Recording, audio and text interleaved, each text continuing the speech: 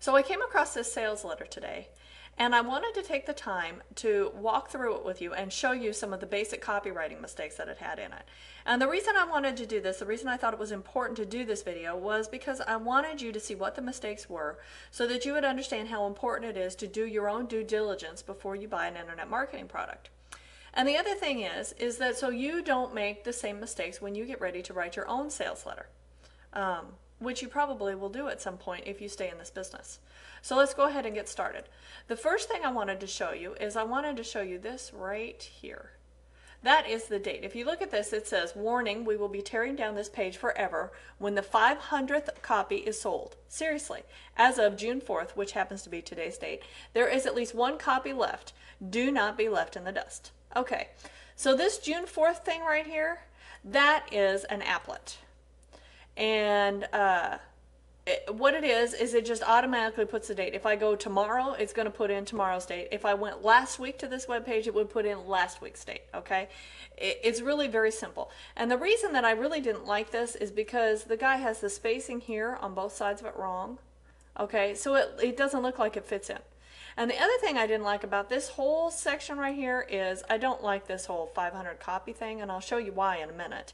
But the other thing is he didn't space this out very well. He should have split this here and put this on the next line. It would have looked a lot better. But that's just my opinion. So, you know. So now I want to show you why I didn't like this this 500th copy sold. We're going to tear down the page thing, okay? We're going to start, and let me scroll down the page here and show you exactly why this particular sales page got my attention. And it got my attention because down here where they're talking about the where he's trying to show, this is the part of the web page where he's trying to show proof that his system works, right?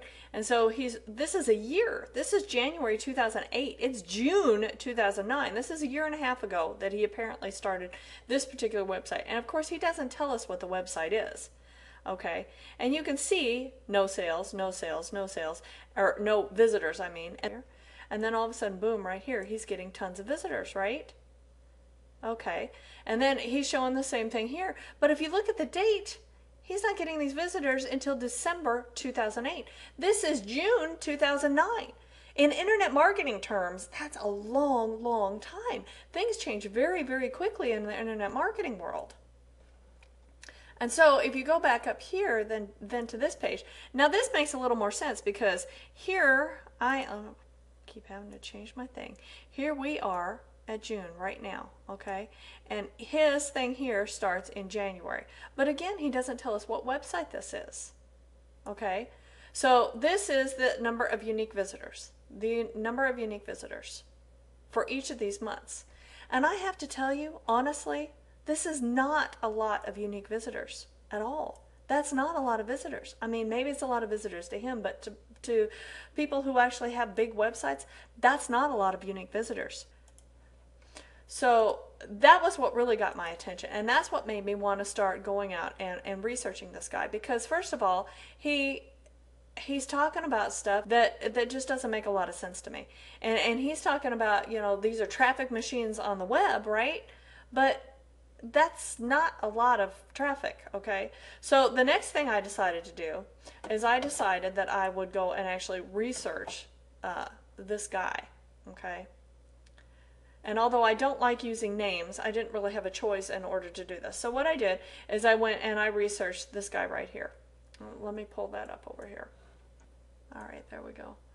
I'm trying to make it small enough so that you can see it. Hopefully that's going to show up now. So you can see right here where I searched him up right here. So I searched that exact term right here, okay? And you can see only 400 searches came up for that. Okay, so for being Mr. CEO guy, you would think more than that would come up, right?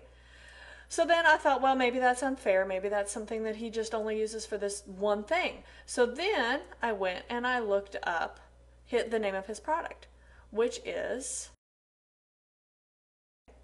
and I looked it up in quotes so that you knew that you were actually getting the correct product, right?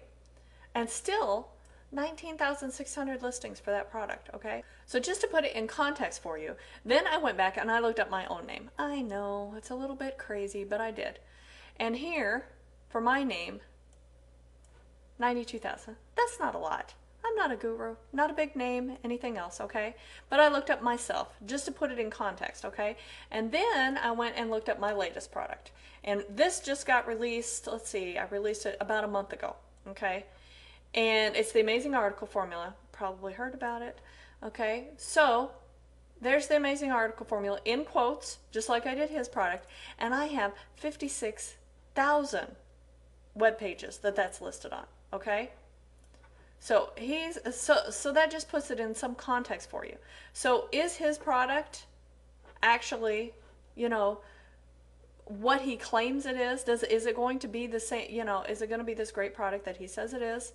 You know, is it this automated system that's going to, you know, like he says, is going to give you traffic all the time and so on and so on, okay? I mean, the numbers look reasonably promising, I suppose, except that I think it's a little bit dated, and I think that's a really bad sign. And, oh, that brought me back, I've almost forgot, the whole point was, in the first place, okay? So he's had this going, and I'm assuming he probably put this up for sale in January, okay? Because he put it, in December 2008, because that's when he's got all his numbers showing, right? Okay. So December 2008, okay, it's June 2009, and he still hasn't sold those 500 copies. And that tells me an awful lot about his product right there, because he's not selling very many products. And the whole point is when you do a sales letter, you don't want to expose yourself to any of those kinds of criticisms. You want to be able to create products that are evergreen, products that the pictures are, you know, when people look at the pictures, they're not going to say, oh, that's so dated, you know, so you have to update it every 2-3 months. You know, you don't want to have those kinds of things. And this also brings up the really good point about why you really, really need to do your research when you buy internet marketing products. And hopefully this is giving you some insight into how to write your own sales letter and why you need to really watch out for people who claim to be gurus.